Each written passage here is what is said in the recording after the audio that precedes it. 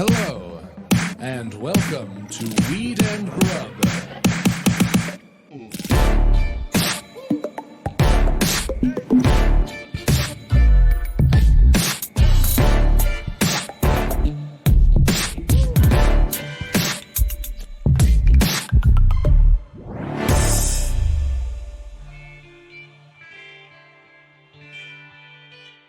Tour dates. Go. Cool. February 23rd through February 26th, I will be in Montana doing 4 shows with the Gateway Show. Heck yes. Heck yes. It might already be sold out. If not, I would get a ticket. You don't want to miss it. March 2nd through March 6th, we're in Alaska. Ketchikan, Alaska. Yeah, I cannot wait. Yeah, we're going to have a great time with some friends up there at the Stony Moose, and you're going to run your special. Yeah, I'm going to be doing an hour either that Friday or that Saturday. Details are pending because they're pending. Yeah. But we're in Alaska, which is my favorite place in the world. And then on the 8th of March, come to my show at the Comedy Store. Glazer's After Party, Rory Scovel, Paul Walter Hauser, Lisa Curry, Alex Hooper, Jesus Trejo. You're going to be running a Spotify playlist that has more hip hop than you're comfortable with on it. And then on March 18th, I'm at the UCB Theater in LA with my friend Lindsay Ames. And do you know Salt Hank from YouTube? I feel like I should. He's a handsome guy with a nice mustache. Okay. Makes a good sandwich. And I'm on a show called Make Me a Sandwich, or Make That Sandwich. Sorry. So many sandwiches. I'm foreshadowing sandwiches.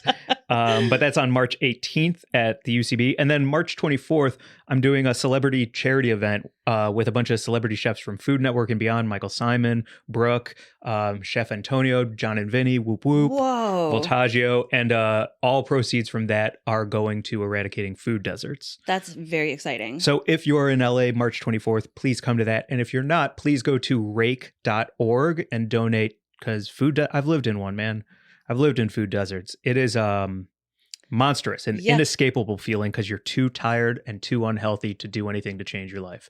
It is so fucked, especially for kids, families. Anyway, so that's March 24th. And then March 30th, come to my comedy taping. I'm taping my first special, Hollywood Improv, 2 shows, March 30th.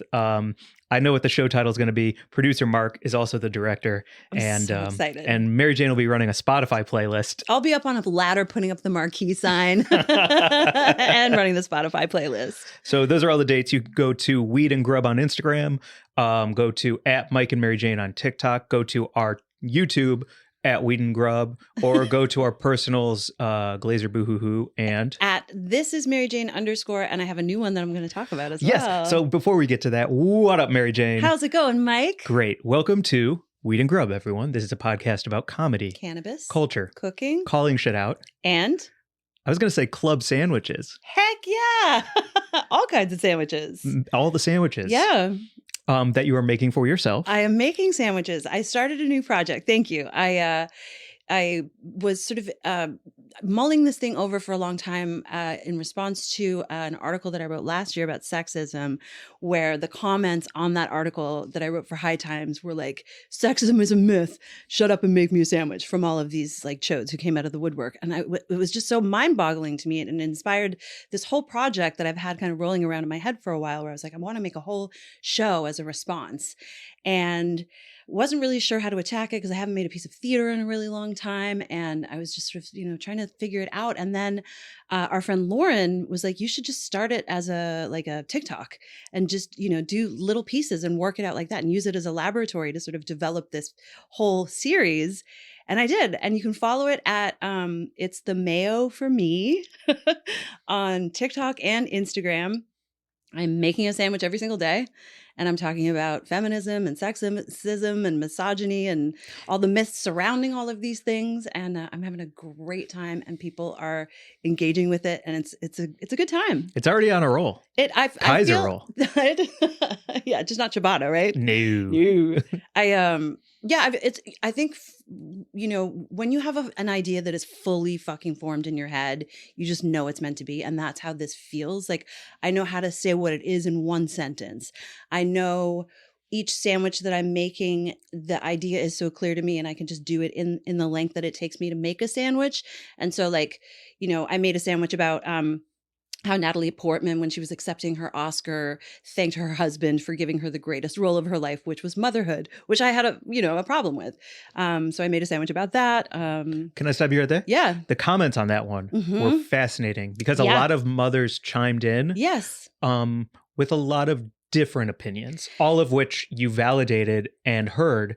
But it really struck a chord with so many people in so many different ways that the comments are one of my favorite things to dive into with each sandwich you post. I am loving that people are wanting to, comment and engage and have conversations about this kind of stuff. Like there were some definite, like a couple trolls who popped in on TikTok to say like, can't wait for you to make me a sandwich, honey, grab me a beer while you're at it. And I was like, great, come on over here and let's like have these conversations. But also, like you say, like a lot of women are writing in and being like, I'm here for this content. Let's have these conversations. It's an ongoing conversation. I mean, sexism is certainly not a myth and misogyny is on the rise. And I back that up with data and facts and links that you can click through so you can actually like check out, what's going on statistically with women in the workplace and, reproductive rights and all that kind of stuff. And so like all of these subjects, and it's funny. Sorry. And, well, I know that's the thing. Like, I think these are very like serious fucking topics that I feel super impassioned about, obviously, but like the sandwiches are funny.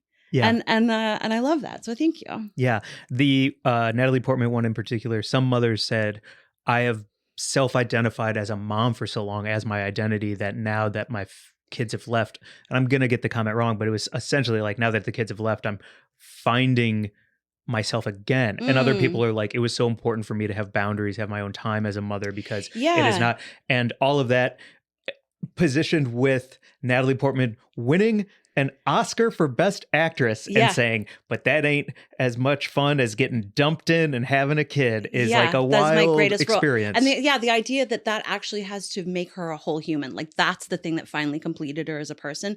That was the idea that I was really talking about. Like that's problematic. The idea that I have to fulfill a biological imperative to actually, achieve my destiny as a female person. Like, no, girl, that is, I'm whole without having a child and it is my choice to do so or not so. And my worth is definitely not tied to it. And I was also having a great time calling out Tucker Carlson and his fucking fanboy, Jesse Kelly, who, if you watch the video, Jesse Kelly is doing the exact same thing with his voice that Tucker Carlson does. Like he's completely emulating him. And it's so funny because this woman is doing a make me a sandwich video. And I, for one, am appalled. Her womb is barren and she has no value as a person on this planet. And it's just fucking crazy because they were talking about Chelsea Handler and, how she can't possibly be happy being child free after she did a whole bit about, how she had the best life ever. And she was like, I do whatever the fuck I want. And they were so incensed about it. And it's just ginning up all of this fucking faux outrage about, how women are worthless unless we're like popping out kids. And so making a sandwich about that whole thing and then trying to fit all of that into 2 minutes was also a really fun little project. I feel like I just talked too much about it. But anyway, no, it's you great. didn't. Because I have one more question. Okay. The Sweets Are Life. Great follow on Instagram. Oh my God, the best. I'm in awe of her. Her flowers are in Lady Gaga's hands on her most recent post. She's doing flowers for she all just the did A-listers. the Netflix Pamela documentary opening. She did the flowers for those, like fucking crazy. So what was your slogan thing that went with her for on one of your sandwich videos? My sandwich, my choice. Because it was great. Like as I started making these and people started commenting, there was one guy who was like, yo, how much mayo are you putting on that dang sandwich? And then another dude was like, I can't believe you used the same knife for the mayo and the mustard without wiping it off in between. And I was like, guys, I'm in my house making myself a sandwich with my mayo and my mustard. It's my sandwich, my choice. And then it was also because Tiffany was like, this is the slogan for 2023. And I was like, holy fuck, I'm getting t-shirts made. We're doing this. My sandwich, my choice. My sandwich, my choice. Mm-hmm. Yeah. And so far I've made not very exciting sandwiches, but I did make one for my sandwich today that I had a great time with. That was a fried egg sandwich. So I'm branching out a little bit. I got some tuna melts coming up. I got my BLT. I just bought some really soft sourdough at Trader Joe's that I'm excited about to try and make some bigger, fluffier sandwiches. So yeah. Very nice. It's a good time. Thanks, Mike. Very nice. At It's the Mayo for Me. Fantastic. Fantastic. Mm-hmm. Which, speaking of, I'm going to tuck into these Tate's chocolate chip cookies. The if that's nicest. okay. Also, can you see the sweat stain on my shirt? No, I cannot. So you know how if you sit down and your tummy folds your shirt Yes, into I know. itself? I'm always trying to. Yes. And then I get like sweat creases. Uh-huh. If you're on the YouTube video, you might be able to see these delicious pocket pools of sweat. But like, because I'm trying to, Mark is wagging his finger. No, he can't see it. Well, Okay, I can't good. see anything. I think All you're right. good. Well, then head over to YouTube and watch this one. Because I right now because I've been I haven't really eaten a lot in the past like week or so, and so I'm feeling very loose in my clothes. Okay. But I'm still getting these like sweat pocket folds where the t-shirt like tucks into the crease and I get all sweaty. Yeah. But if you can't see it, that's great. No, you're good. Okay, then I'm gonna have a Tate's You cookie. can definitely fit a Tate's cookie in there. Okay, great. Oh man, that's so great. Tates are the freaking best. Number one cookie. Remember when we had our friend send us Tate's? She sent us that beautiful care package from Vermont, and she had like maple syrup and Tate's cookies and all sorts of deliciousness. That was so great. So good. Hold on, I'm gonna look at our notes because I know we actually wrote down topics as professionals for this one. Oh yeah, I do have a little bit of business from last week. Okay. That I do need to call myself out on. Okay. I would like to publicly apologize to my mom. She did send me a Valentine and not just you. I thought that if you had listened to last week's episode, you know that Mary Jane got a Valentine from my entire family, and I did not. I'm going to blame the USPS and not my family. I thought they excluded me from Valentine's Day and are only interested in you as a person. But it turns out they also like me. So I'd like to say sorry, Mom, and happy Valentine's Day. Did you? What was in your Valentine? Haven't opened it yet. Oh. It's still in my mailbox. What? Yeah. Mike, you have to open your mail and cry. Remember we had that conversation a while back? I know. Because I have the compulsion to check my mailbox every time I walk past it. And there's mail in there at strange hours. And you never open anything. And we were relating this to our emotional states. Yeah, and how I bury everything and keep it all inside. And I'm free-flowing and constantly opening everything up. Will you help me open my mail? I will help you. I will go over to your house and open that Valentine for you. And even like if you need a shoulder, I'm right here for you. I'm right here, man. Oh man. I'll bring you sandwiches. I'll be your shoulder. Here for all of it. Thank you. Yeah. So thank you to my entire family. Sorry I didn't get you anything for Valentine's Day. You know. Speaking of heartbreak. Oh, yeah. We can't spoil anything on here. We can't. Can we just say spoiler alert? And then if you want to like skip ahead.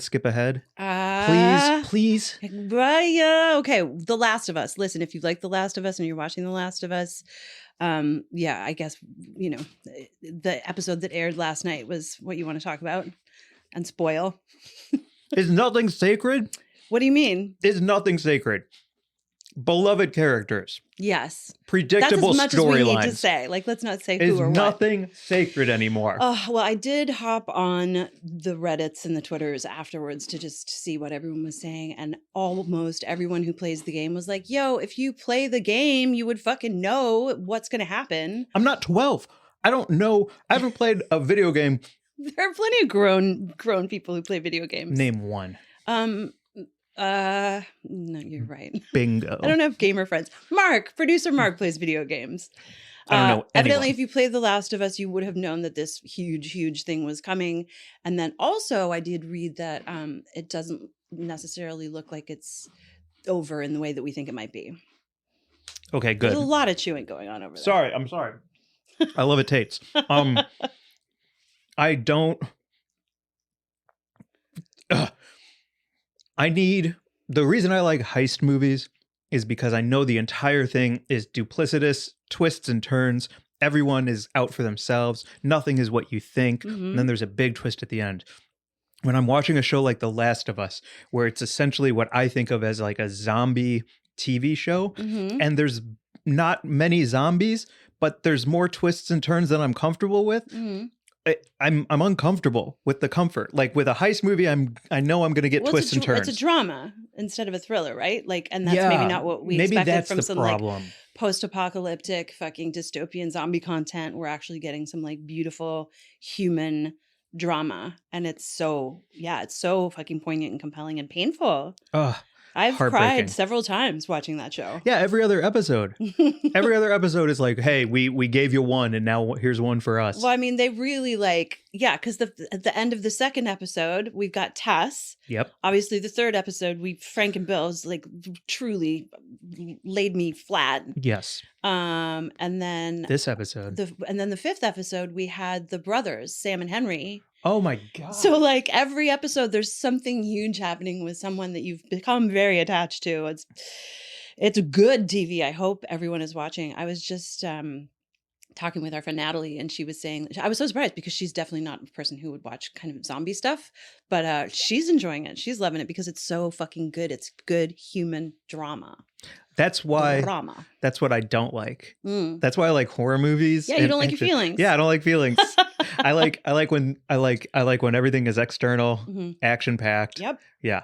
Are you Marvel? Are you a Marvel head? Well, yes and no. I'm a little burnt out on Marvel because I feel like at this point it's getting shoved down my throat in ways that I'm uninterested in. Definitely. Like I would love some of those funds from Marvel and some of those people to kind of just go away and do other projects, even small indies, like build the indie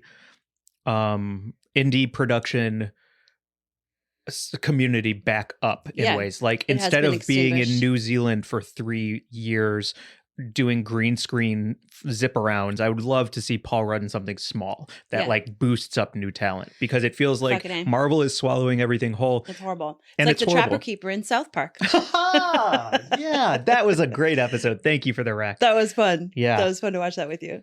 Can I talk about a small independent film that I just saw that I would love to just talk about because I would love people to see it? Yeah. There's a film called Alice Darling that Anna Kendrick is out promoting right now that she made about a coercive, controlled, emotionally abusive relationship.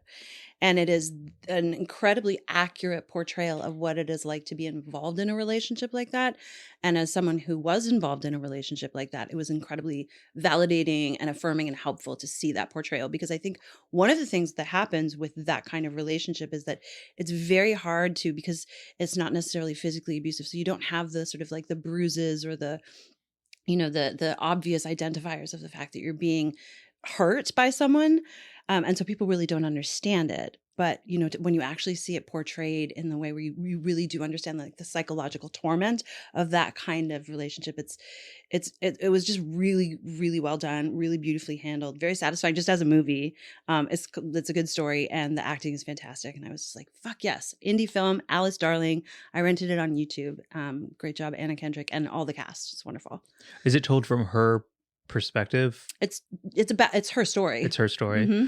Wow. Yeah, it's really good. The one thing that was interesting that you told me about with that was how all of her friends didn't know what to do or where the line was or how she was, because it's so important in the world to me, especially as a comedian, especially as someone who considers themselves funny and wanting to bring joy into the world, to not bring my fucking heat onto anyone's fucking building. You know what I mean? I'm not looking to set fires anywhere except in my own house. Okay. So I don't want to go to anyone like I need them or like I need to talk to someone. I'd much rather think I can handle it and I'm strong enough to handle it myself. But then none of my friends know what the fuck is going on with me. Yeah, and we need friends. That's why people kill themselves for real. Like if I think about every single person, Anthony Bourdain, Chester Bennington from Linkin Park, all of these people who I really idolized for so many things. And the last thing you hear is like, they were so nice. They were having such fun. I never saw it coming. And that's because you don't bring that shit to the table as a human being. And so I thought that was a really interesting mention on your part in this movie about how her friends react through everything. Yeah, it's so important. And there was a study recently published about how one of the biggest indicators of living a long and fulfilled life is community, is friendship, like more than any other, money or healthcare or any of that kind of thing. It's literally the friends that you have and those bonds, those close friendship bonds that will keep you alive. They certainly did in my case.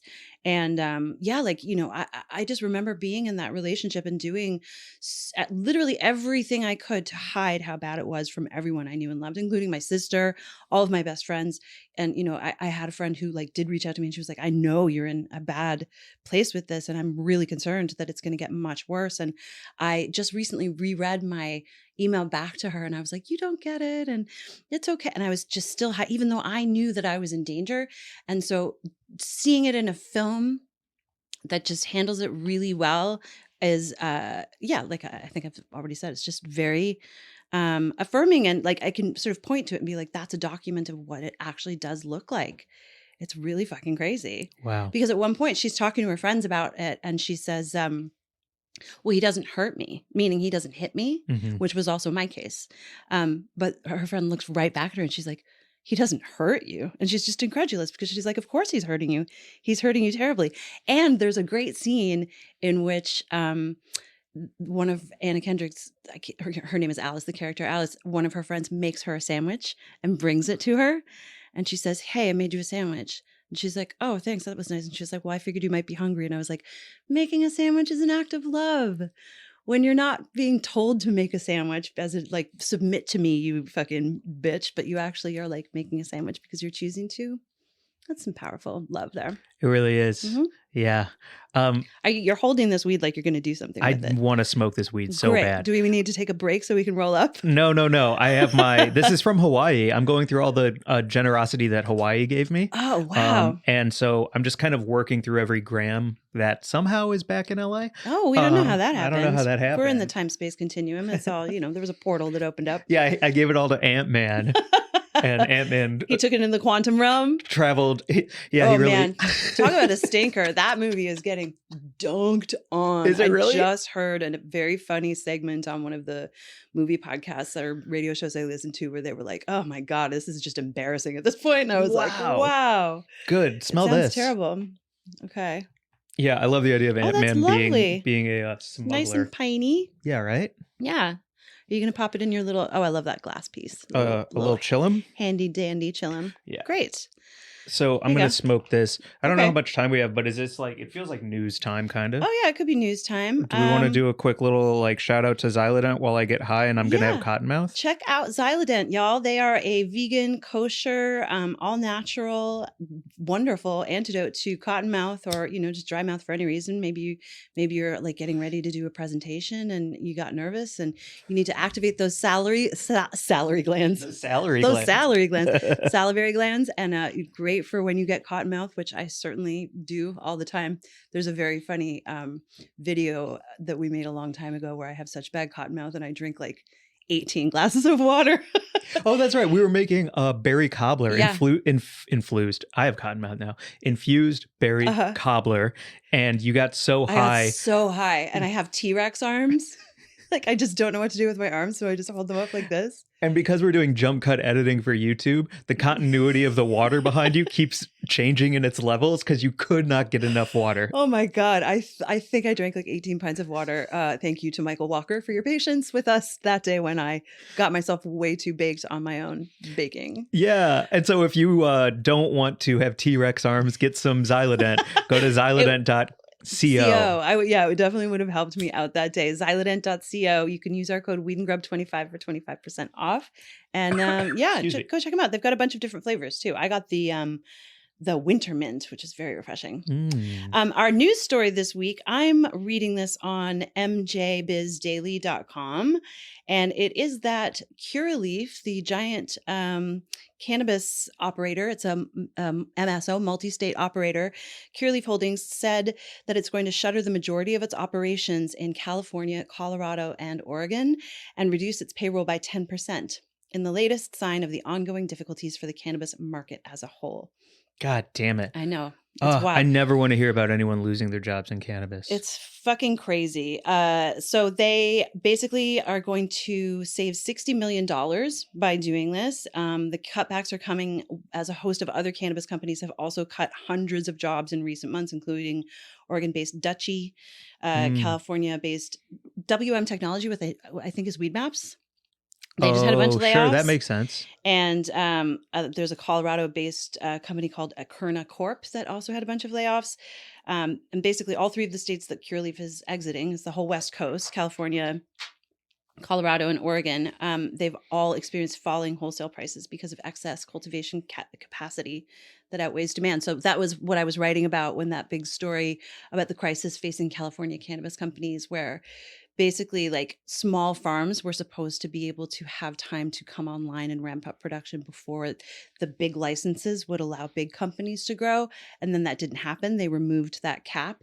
And so all of a sudden the market is flooded with a ton of legally grown cannabis from all of these fucking big operators.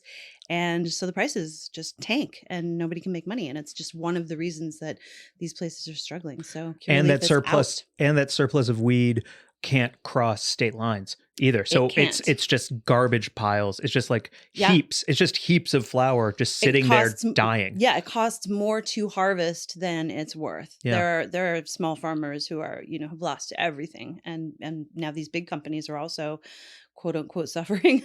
So I will say, on the bright side, Curaleaf, thank you for following our Instagram. Yeah, thanks Curaleaf for following our Instagram, and good luck on the East Coast with whatever it is you're going to do out there. I have some speculations. Could I have a sip of your water? Would you feel comfortable with that? Do you have cotton mouth? Do you need some Xylident? Anyway, it's the legal cannabis situation in this country is crazy mess. It's fucking worse than when it was just illegal. Or obviously. Let me rephrase that. It is worse than when federal legalization seemed like a possibility and states were starting to go rec and not just med. At the time when rec was kind of coming online and seemed possible, there was a lot of hope in my heart. There was a lot of sparkle in my eye. Yeah. Because it was like, oh, rec. We can just walk down the streets of New York and smoke a J. It's magic. Like, heck yes. And it's wonderful in so many ways. And it truly, truly is. But it's worse for it somehow.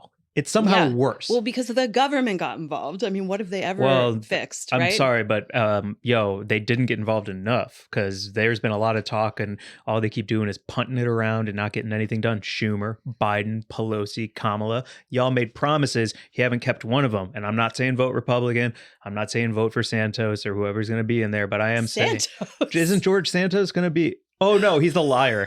He's the liar. Who's the Florida dude? Who's the Florida guy? Matt Gaetz? No. Oh, DeSantis. DeSantis. Yes. No Santises. No Santises or Santoses or Santas. Just don't. Don't vote for anyone is what I'm saying. Definitely vote. You have to vote. Everybody needs to vote. If you're not registered to vote right now, go get registered immediately and then vote in the primaries and vote every time you get a chance. My pitch is we clone Greta Thunberg. Yes. And we put her in every position everywhere all over the world in a real, like, majestical monopoly. I want like 400 Gretas cloned. God, she's so as a hive mind. Reasonable. Isn't it fantastic?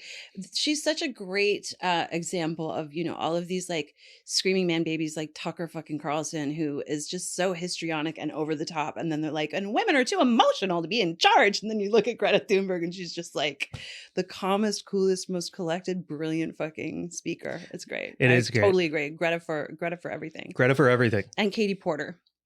She'd be my other vote. Yeah. Fucking horns from Mark, producer Mark. Nice. Heck yes. Going to the Curaleaf thing for a second. Yeah.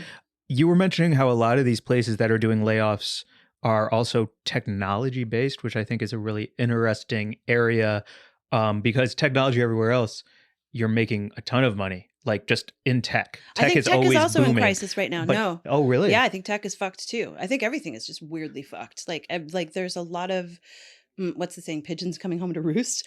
Like anything that grows. I don't know if that's a saying. I think that's a saying. It's chickens. Is it chickens? Chickens or pigeons? There's birds showing up. They're coming home and they're roosting. Is what's happening. Because I think that, it's true with any industry, and I'm certainly not an economist and I don't know how most of this shit works, but like anything that booms is going to pop, right? So we boomed and now we're popping. Yeah, now we popping. Damn. And not popping off, but like pop. Like a balloon popping. Understood. Like a Chinese spy balloon. Yes. Popping. Yes. Yeah. Exactly like that. The ultimate metaphor for 2023. A slow moving, that was so crazy. Slightly deflated, always kind of around, but not really doing much. That's 2023. Are you going to hit that? Oh, yeah. I did it twice. Oh, you didn't hand it to me? No. Well, because you were reading the news story. Oh, I see. I was like, what happened? I didn't get any weed. It's really good. What's next? I'll look at our list. Oh, that is tasty. Oh. What do we got?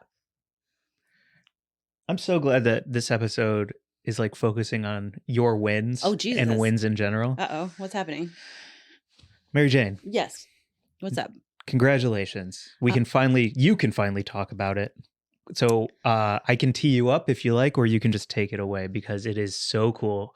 And it's a big celebration day. It's an MJ celebration day. Are we talking about it's the mayo for me again? No. We're talking about how you have one foot in the arts world and one foot in the journalism world. Okay. And how those two things are the Venn diagram of Mary Jane Gibson. Wow, that's cool. You know what that just made me think of is, did you ever see that Van Damme ad where he's standing on the two trucks and they're playing that fucking Enya song? Do you know what I'm talking about? Are you talking about Jean-Claude Van Damme? Jean-Claude Is Van he in Damme. the splits between truck beds? It's a Volvo commercial. Thank you, producer Mark. It's he's standing. It's the best commercial of all time. I will put a link to it in the show notes if you have not seen it. It is the coolest thing because it's Jean-Claude Van Damme, who I grew up with. Like I was so in love with him, and he's standing. These two trucks are driving side by side, and then they slowly part, and he just goes into this split, and it's real. He really did this, and it's. I mean, I have goosebumps right now. If my nipples just got hard. It's that's my meter if something's effective. I have a bigger sweat stain on my belly, and your nips are my hard. My nipples are hard about Jean-Claude Van Damme right now. Anyway, wow. So the like you saying the 1 foot in each space. Maybe I'm like the Jean-Claude. No, I'm not. Say it. That's what I'm not. I'm not the Jean-Claude Van Damme of anything. But you do have cool announcements this week. Thank you. Very grateful to have a foot in the creative world and a foot in the cannabis media journalism world. Because if I can have that Venn diagram, that's a pretty good life. And so in the journalism front, I was offered and have accepted a position or a fellowship. Not a position. It's a fellowship with the University of Vermont. They've offered a cannabis media fellowship to, they offer it to 3 people every year. And the cohort from last year was amazing. It was Adam Shorn from LA Weekly or LA Times rather. Elizabeth Garber-Paul from Rolling Stone. Your editor. My editor from Rolling Stone. Jeremy Burke from Business Insider. And other people. Like it was just really freaking cool. Cream of the cream. Very, very cool. And so I'm going to start that at the end of March. It's an 8-week program and I will graduate with a certificate in plant biology. It's a pretty hardcore course. It's like plant biology and chemistry and pharmacology. And it's like really deep academic knowledge about the cannabis plant. And they're offering it to journalists so we can, better report and be more informed and, not like just, making things up as I think a lot of the media does when we don't really know about things. Or they ask someone who's uninformed. Like there's, I'm always shocked when that guy, Kevin Sabat, gets interviewed about cannabis. Who's he? Oh, he's an anti-cannabis activist. Basically, he runs an organization called Smart Approaches to Marijuana, which sounds pro Of course cannabis, it does. but it is not. Uh-huh. He's constantly agitating to like shut things down, basically. And so, yeah, and he always gets interviewed as a talking head about cannabis. I'm like, So anyway, it'll be cool because I'll make all sorts of new connections and I'll be able to report better on the plant and just be more informed writer and be able to come on here and talk about some cool new stuff. It's massive. Congratulations. Thanks. I'm excited. Thank you so much. I feel very, very fortunate. I also say so because I know you well enough that education, learning, science, school, ooh, that's up your alley. You are a school bird. I am a school bird. Yeah, I love being in school. If I could be in school for the rest of my life, I would be. I freaking love it. And it's so funny because like I didn't go to university when I graduated from high school. I chose to go to this conservatory program for theater. Loved it so much. And it was tons and tons of reading and learning, obviously, but it wasn't in an academic environment. So I never got the experience of being in a university program. Yeah. So I'm pretty stoked because like it's going to be pretty hardcore. And when I was talking to them about it, I was like, I don't have the college level requirements of college level chemistry or biology, but luckily I have biologists in my family. And so I feel comfortable like reading a scientific paper or look, if nomenclature. You might not have sat in a classroom with some white chalk and some formulas on a board for 90 minutes, but you did have a shark being dissected in your front yard for an entire summer. So I would nice. offer the thought that you are qualified. I'm pretty stoked. Obviously you are, but I had a great intake interview with the director of the program who was like, basically we have to waive that requirement of like the college level chemistry and biology for our journalism fellows because who would expect someone who's a journalist to have that anyway?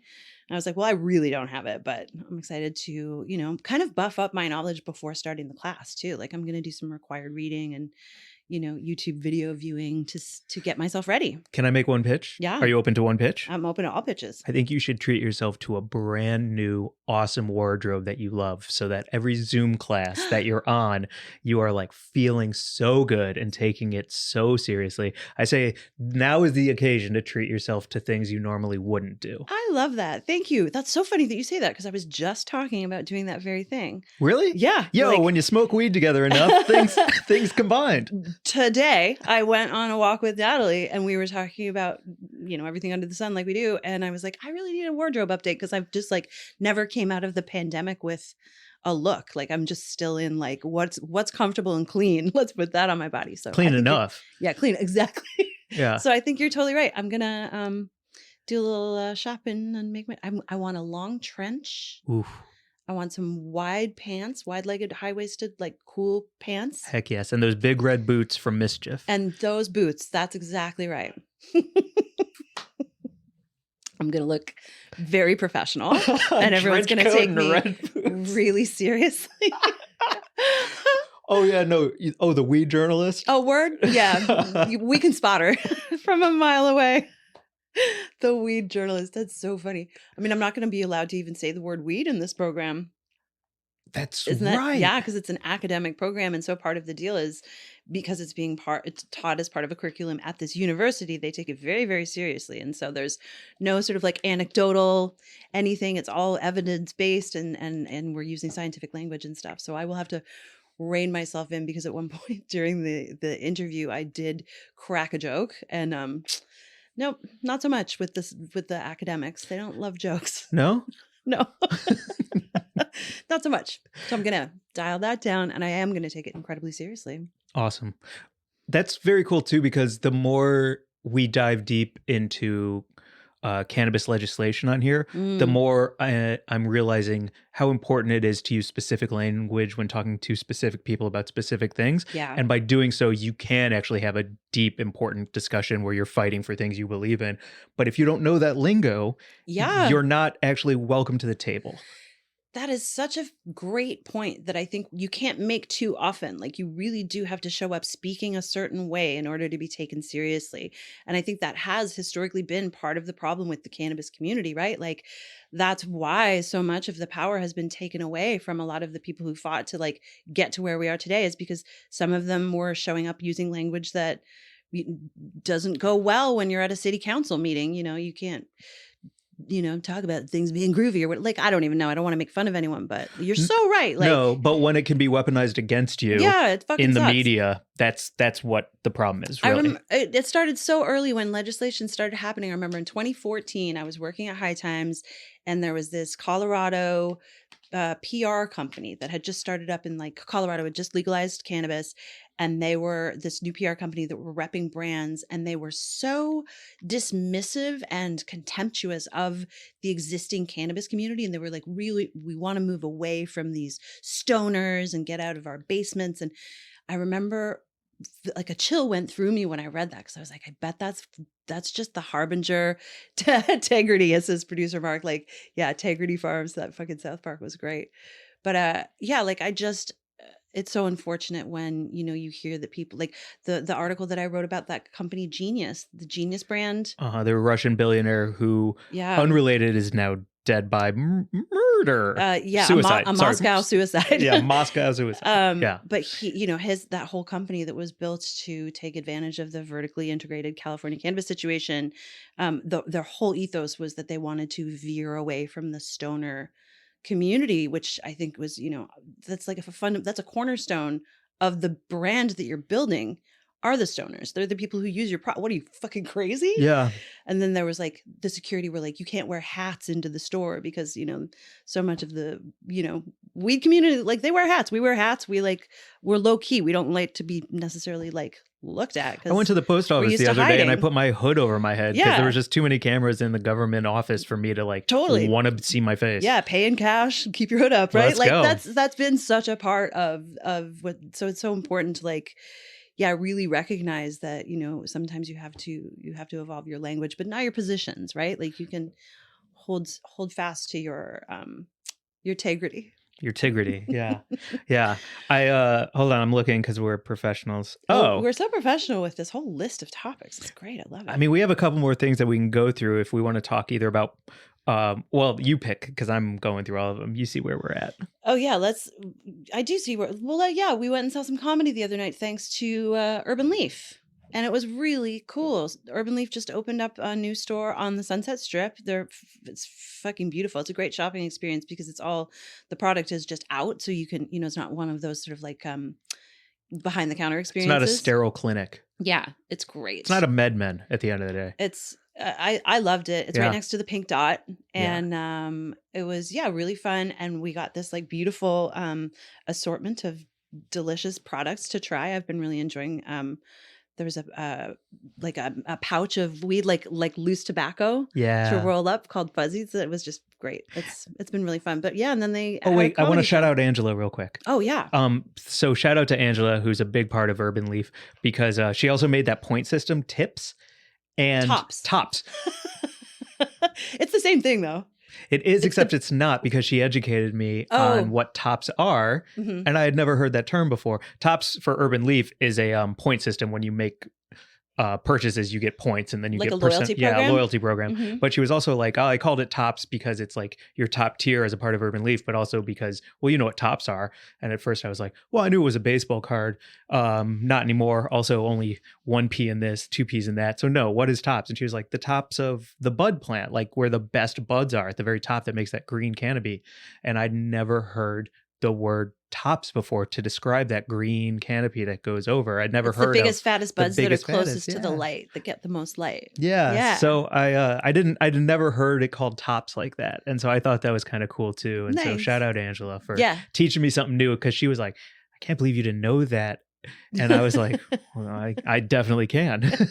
I can believe I don't know a lot of things. That's so funny. Yeah. It was a great opening. They also had sushi on hand from Katana. And I got to eat, I think I had 3 hand rolls of crab and 3 of tuna. I mean, let's talk about a hand roll, please. Okay. Are you for or against? Is this our cream corner? No, because we do have other cream corners to get to. But like, how do you feel about a hand roll? As a whole. I love a loose pile of anything in my hand that I can just shove in my mouth. I'm in favor. I just picture you with like oats. Yeah, truly. That's just give me loose food in my hand. Okay. All the time. I think I'm anti-loose food. This is why we do this pod because I like a tight. You need it tight circle that I use chopsticks for. You don't want to touch it. I don't want to touch it. Eating a hand roll made me very uncomfortable in public. Like if we were sitting down at a restaurant and doing it, but I'm like holding it and chatting with someone. Oh, why were you talking to anyone? That's the problem. You have to like turn your back to everyone and eat facing the wall, which is what I did. Like a Blair Witch totally. ending. I found a corner and I just shoveled. Oh man, because I don't want to take a bite in front of anybody. You know what I mean? Like especially in public. So I should have cornered myself. Oh, it's a nightmare. Yeah, eating in front of anyone, eating on camera, like it's any of that stuff. When people are looking at you, it's just not good. If anyone has a suggestion for what you call it when you are at a party and you just face the corner and eat real fast, please hit us up. I would love a name for that. I'm calling it creamed corner. Okay. Wait, no, we talked about this a long time ago because we were talking about being in the corner and slurping ramen. Long ass time ago. I don't know. Anyway. So I'm kind of anti-hand roll. Okay. Especially in public. But I got yelled at by the guy because, you know, the sushi had all of the display sushi on it where it was like some salmon and just little rolls. Yeah.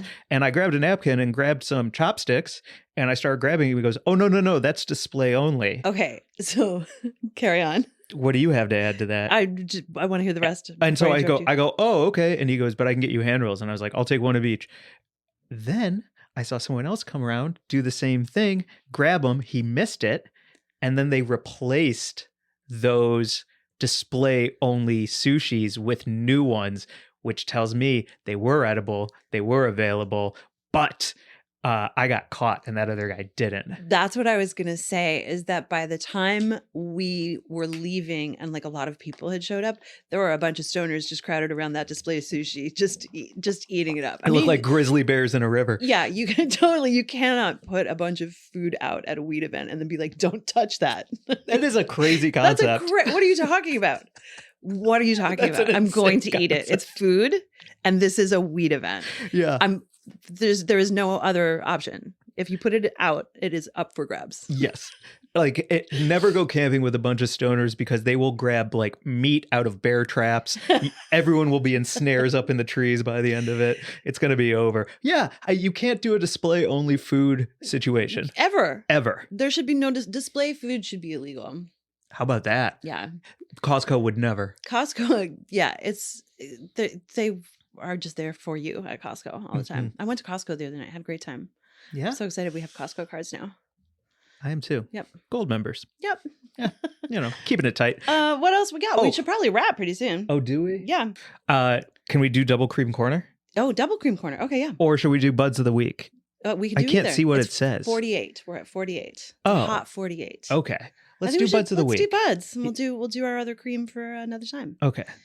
I would love to go first if that's cool. Yeah. Let me pull it up though.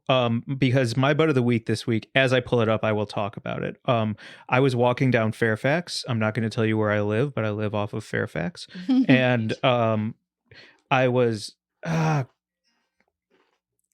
Oh, okay. I can just chew into the microphone. Okay, there we go. Okay. So and as I was going down Fairfax, I heard hooves. I heard hooves coming around the corner. Cool. And I was like, am I in The Last of Us? And then these two men, cowboys on horses, took off down Fairfax, following all of the traffic lights, following it. It was like watching like an animal scooter, because they'd stand next to the cars and then they would like make the right turn safely and cross at the crosswalks and then book it down Fairfax. Amazing. Going with traffic, because I guess a horse can run like 40 miles an hour or something crazy. It was awesome. And then I finally caught up to them at a corner. And I go, can I stand at this corner with you and your horses? And they said, of course. We're actually called, I go by I Make Films. That's my handle. And Warriors Road USA is my charity. And what Warriors Road USA is horse therapy for veterans. So these two guys on the horses are veterans, I think Navy and Army. And they use horses for therapy to help veterans get over PTSD, all kinds of things. And I can only imagine feeling like a man being on this big beast, having this like wonderful ride together, and hopefully that brings together a community where you can actually talk. Maybe I'm going to learn more. They invited me to go for a ride. Wow. And so when we get back in town, I'm going to go. So I know this is a long, windy way of shouting out Warriors Road USA, but it seems like not only an incredible cause, but what amazing marketing to just see horses run down the street. And I think they help a lot. Based on all of the followers, they help a lot of people. So wow, what an opportunity, Mike! I can't wait to hear about that when you do go. Because have you ridden a horse?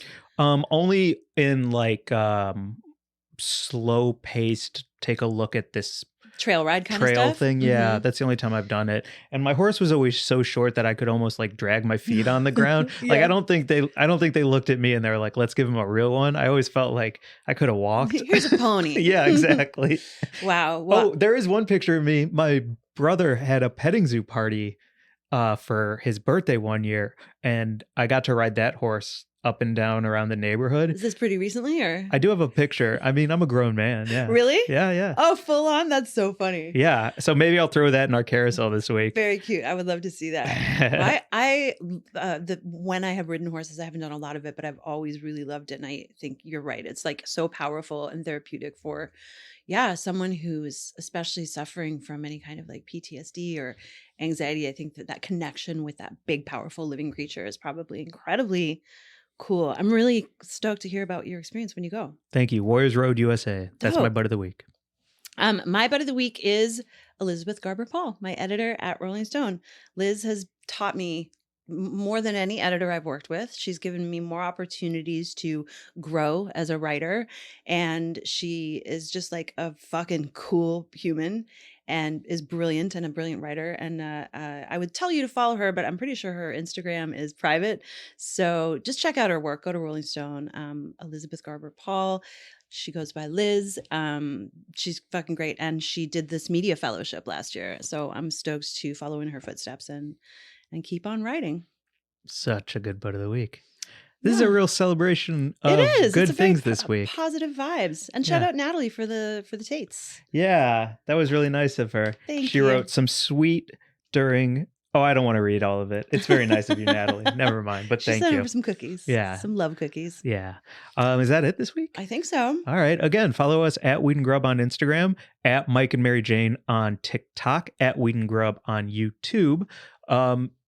Don't email us anymore. I'm done with emails.